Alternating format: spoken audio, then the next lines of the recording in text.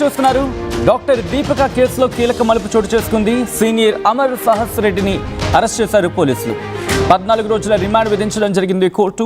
హైదరాబాద్కు చెందిన అమర్ సాహస్ రెడ్డితో దీపిక ప్రేమాయణం కొనసాగింది.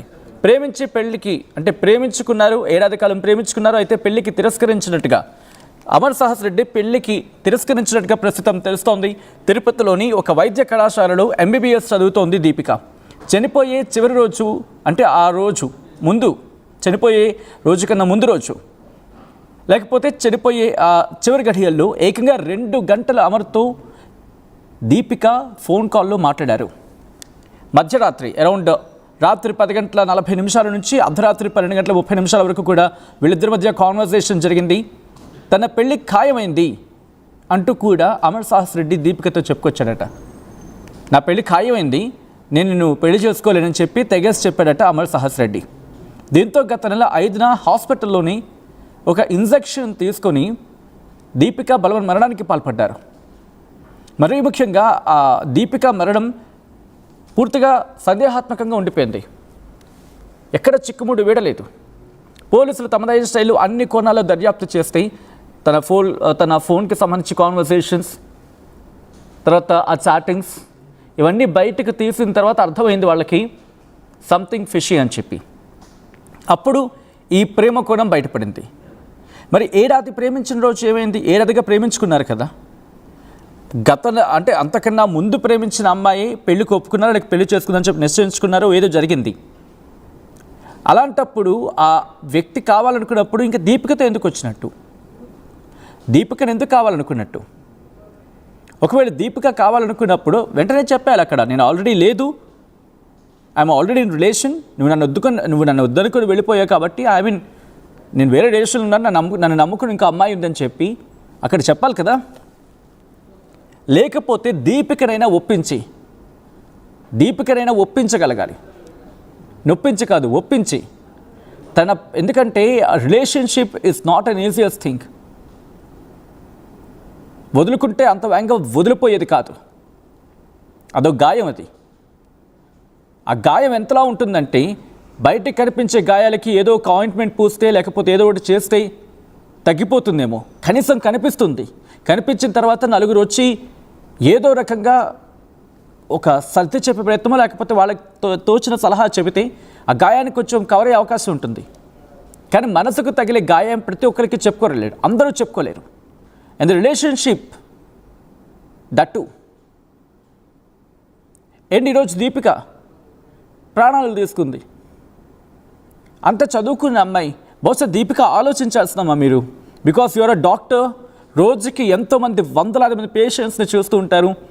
ఐ థింక్ మీరు ఎనస్థీషియా పేషెంట్గా తెలుస్తోంది, ఇఫ్ ఐఎమ్ నాట్ రాంగ్. ఒకవేళ అదే కనుక జరిగితే మీరు ఎంత మానసికంగా స్ట్రాంగ్గా ఉండాలి తల్లి. పోయాడు ఈరోజు అమర్, కాకపోతే ఇంకొక సమర్. ప్రపంచంలో ఇంకా లేరా మనుషులు?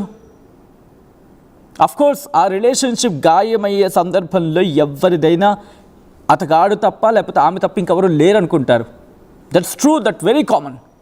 But wait for the time. ఆ మూమెంట్ కోసం ఆ మూమెంట్ ఆగండి.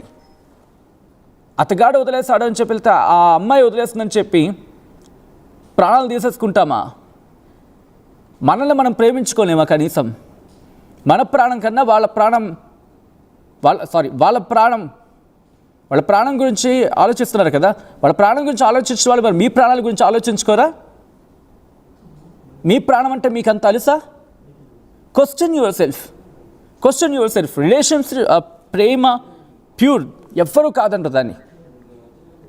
అండ్ డీటెయిల్గా మాట్లాడుకునే ప్రయత్నం చేద్దాం. ఇదే అంశానికి సంబంధించి పూర్తి సమాచారం అందించేందుకు మా ప్రతినిధి చల్లనాయుడు సిద్ధంగా ఉన్నారు. చల్లనాయుడు, పోలీసుల ఇన్వెస్టిగేషన్ ఎంతవరకు వచ్చింది?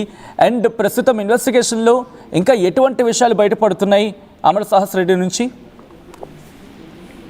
సచిన్, ఈ దీపిక విషయంలో ఒక సంచలనం ముఖ్యంగా ఏదైతే ఉందో, విధులు నిర్వహిస్తున్నటువంటి విజయవాడ GGH లో ఈమె అనస్థీషియా డాక్టర్ గా 4వ సంవత్సరం చదువుతున్నటువంటి నేపథ్యం, విజయవాడ GGH లో ఈమె విధులు నిర్వహిస్తూ అర్ధరాత్రి సమయంలో అనుమానాస్పద స్థితిలో మరణించినటువంటి దీపికకు చాలా పలు అనుమానాలు తలెత్తినటువంటి నేపథ్యం. ఏకంగా ఏం జరిగింది అసలు ఇక్కడ ఆమె డ్యూటీ చేస్తున్న సమయంలో జరిగిన అంశాలు, అందులో ముఖ్యంగా తన బాడీ మీద ఇంజెక్షన్స్ చేసినటువంటి గుర్తులు కనిపించడం వల్ల పెద్ద దుమారం రేగినటువంటి పరిస్థితి. ఏకంగా ఏదైతుందో దీపిక ఆడ ప్రాణాలు కోల్పోవడం అనేది అందరినీ బాధించేటటువంటి విషయం. ముఖ్యంగా ఏదైతుందో తను ప్రేమిస్తున్నటువంటి వ్యక్తి అతను కాదన్న నేపథ్యంలోనే ఏకంగా దీపిక ప్రాణాలు తీసుకునేంత వరకు వెళ్ళినటువంటి పరిస్థితులు నెలకొన్నాయని చెప్పేసి మనకు పూర్తిగా సమాచారం. ఇటువంటి పరిస్థితుల్లోనే ఇప్పటికీ అతన్ని అరెస్ట్ చేశారు పోలీసులు. అయితే పూర్తి ఇన్వెస్టిగేషన్ అయితే జరుగుతుందని చెప్పేసి ఒకవైపు పోలీసులు చెప్తున్నటువంటి నేపథ్యం. మొత్తానికైతే దీపిక, అనంతపురం జిల్లాకి చెందినటువంటి దీపిక విజయవాడ జీజీహెచ్ లో పనిచేస్తూ ఆ ప్రాణాలు కోల్పోవడం, ముఖ్యంగా తనతో అర్ధరాత్రి సమయంలో 2 గంటల పాటు ఫోన్ లో మాట్లాడినటువంటి పరిస్థితులు ఏకంగా తను తిరస్కరించాడనే ఉద్దేశంతోనే ఆమె ఏదైతే ఉందో ప్రాణాలు కోల్పోయేటటువంటి ఇంజెక్షన్ తనకు తానే వేసుకుని చనిపోయినట్టుగా మనకు ప్రాథమిక నిర్ధారణలో తేలింది. అయితే ఇప్పటికే అతని ఎవరైతే ఉన్నో ప్రేమికుడిని అరెస్ట్ చేసినటువంటి పోలీసులు అరెస్ట్ చేశారు. అయితే మొత్తం మీద ఇంకా పూర్తి దీంట్లో ఏమైనా ఇంకా పలు అంశాలపై పోలీసులు నిఘా ఉంచారా, ఇంకా ఎంక్వైరీ జరుగుతోంది అనేది ఇంకా పూర్తిగా గోప్యంగా ఉంచారు. మొత్తం మీద అయితే మాత్రం ఈ దాదాపు ఈ లవర్ ఎవరైతే ఉన్నారో అమర్ సాహస్ రెడ్డిని పోలీసులు అరెస్ట్ చేసిన నేపథ్యంలో దీని వెనక ఇంకా ఏం జరిగింది, ఆ రోజు రాత్రి డ్యూటీలో ఎవరెవరు ఉన్నారు, ఏం జరిగింది అంటే ఫోన్ సంభాషణ ఒకటే జరిగిందా, తన తిరస్కరించడమే కారణమా, ఇటువంటివన్నిటి కూడా ఇంకా పోలీసులు ఎంక్వైరీ పూర్తి క్షుణ్ణంగా చేసేటటువంటి పరిస్థితి ఉన్నట్టుంది. మొత్తానికైతే ఇతన్ని అరెస్ట్ చేసి 14 రోజుల పాటు రిమాండ్ కూడా విధించినటువంటి పరిస్థితి కనిపిస్తున్నాయి. మరి పూర్తి స్థాయిలో ఎంక్వైరీ అనేది ఇప్పటికే క్లియర్ అయిందా, ఇంకా ఇంటర్నల్ ఇన్వెస్టిగేషన్ జరుగుతుందా అనేది మాత్రం పోలీసులు ఇంకా బయటికి తెలపనటువంటి పరిస్థితి. అయితే మొత్తానికి దీపికను ఇప్పటికే అంత్యక్రియలు ముగించారు. తల్లిదండ్రులు కూడా వారి బాధ అయితే వర్ణనాతీతం. వారి రోదన అరణ్య రోదనగా అభివర్ణించవచ్చు. ఎందుకంటే తను చేతికొచ్చినటువంటి అమ్మాయి ముఖ్యంగా 3 సంవత్సరాలు కంప్లీట్ చేసి 4th ఇయర్ చదువుతుంది.